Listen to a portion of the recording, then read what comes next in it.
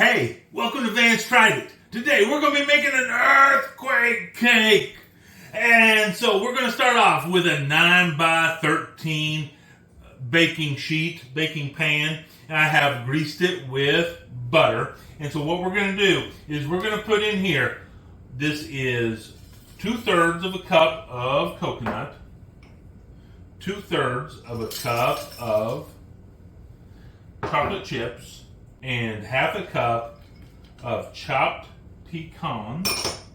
And we're just going to stir those up in here just to get them all mixed together and just kind of spread it out evenly over our dish here. Now we're just going to set that aside for a moment and we'll move on to the next step. The next step is the cake. So we're going to start off with a German chocolate cake mix. This one is Betty Crocker, and so just going to put that bag in there. To that we're going to add 1/3 of a cup of melted butter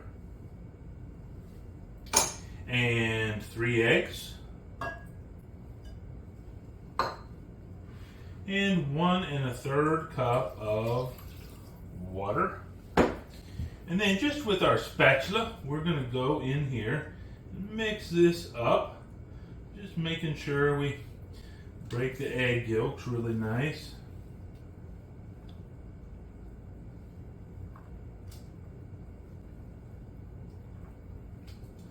And we're just going to stir it together until it is all one consistency.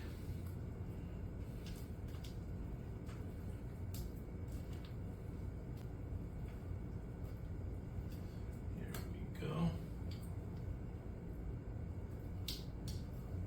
Now, I do love a German chocolate cake.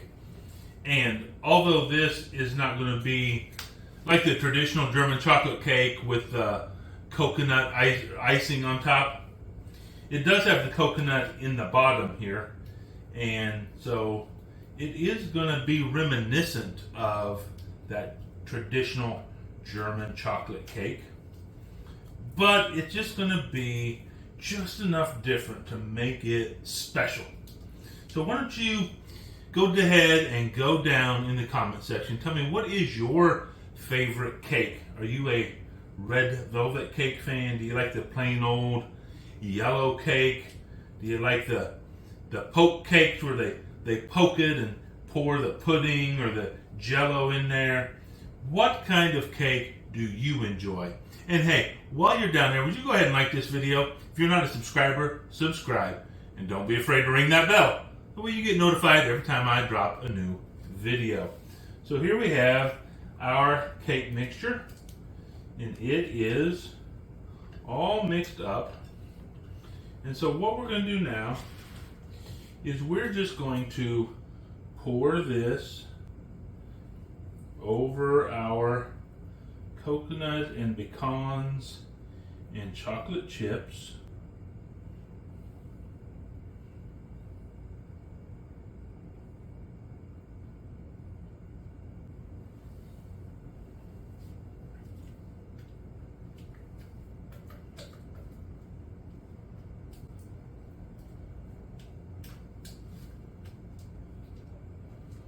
A little bit of the powder at the bottom. We're just going to go ahead and just give that a nice little mixing in. Ain't going to hurt anything.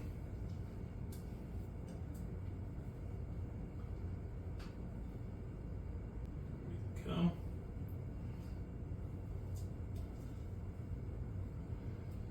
Now we're just going to go ahead and let that all settle down in there really nicely as we go to our next step. And our next step is we're going to turn on our stove to a pretty low heat.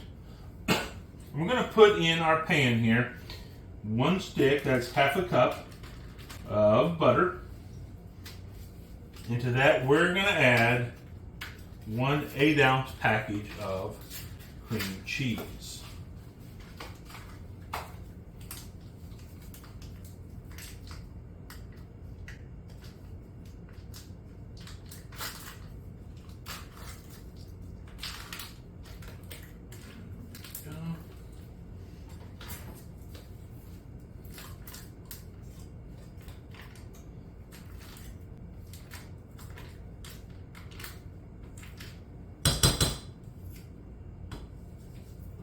We're just going to melt this all down, and then once this is melted down, we'll get back to you with the next step.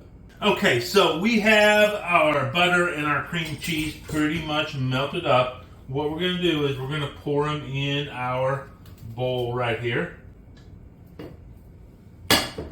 And then we're going to add, this is 3.5 cups of powdered or confectioner's sugar. Turn that stove off there. And here I have about a teaspoon of pure vanilla extract. And we're just going to take our handy dandy little mixer here. We're going to get this all mixed up. And of course we have all that powdered sugar in there, so we need to make sure we start off on a really low setting.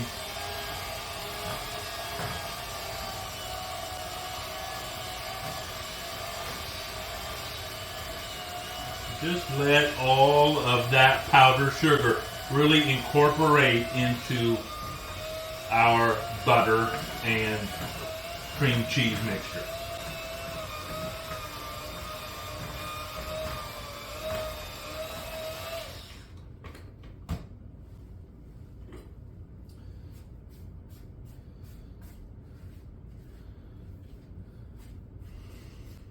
And of course, you know, as always, partway through, you probably want to go ahead and scrape the sides off.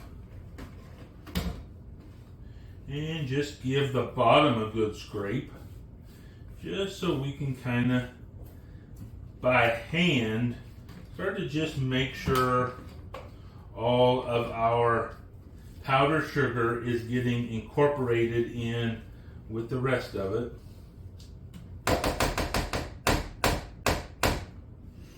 And now we're going to go back in, and now we can kick it up to a little bit higher speed.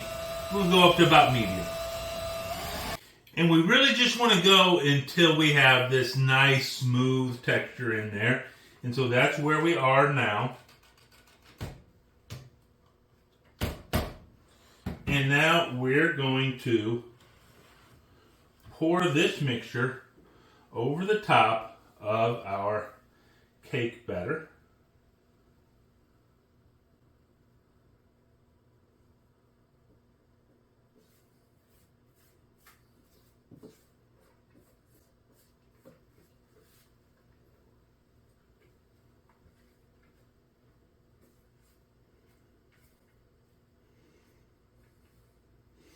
And you don't have to get a perfectly even covering here.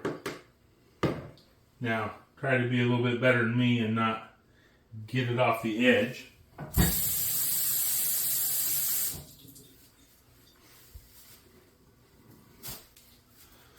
But the reason I say you don't have to be perfect is because now we're going to take this knife and we're going to start to swirl this around in here. And we just want there to be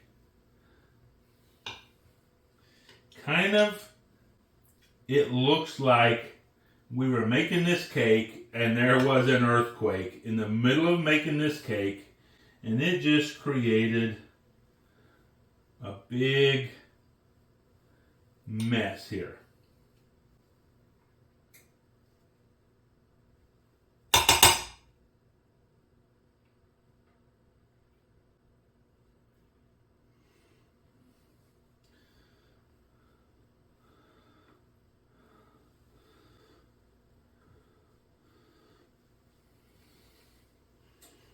So there we go.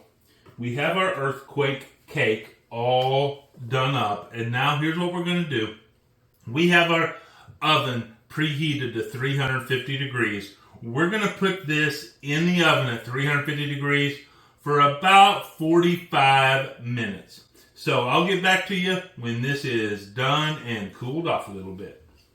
Okay, so we had our earthquake cake in the oven for 45 minutes, and it is done. And you can see why it's called an earthquake cake. It's all uneven, and it looks like this cake was in the middle of an earthquake. But what we really want to know is, how does it taste? So we're going to cut us a piece of this right here.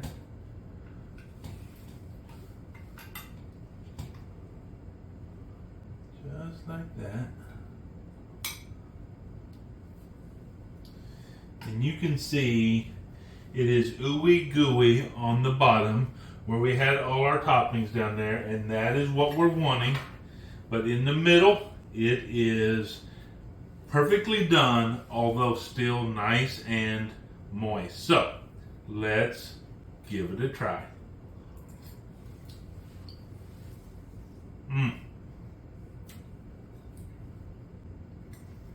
Yeah. I mean, here's the neat thing about this earthquake cake. It's really a lot like a dump cake, in that it's like an upside down cake, because really it makes it to where the frosting is on the bottom of the cake.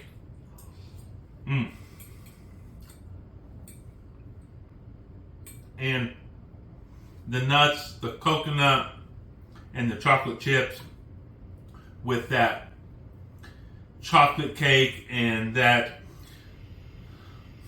cream cheese topping on here that kind of cooked in there and made it all uneven. They all just work together so nicely. Hey, if you're looking for just something a little bit different, you want a chocolate cake, maybe you're thinking, I kind of like the German chocolate cake, but I want to do something a little bit over the top. This might just be what you're looking for. The earthquake cake. Well, hey, I tried it. You should too.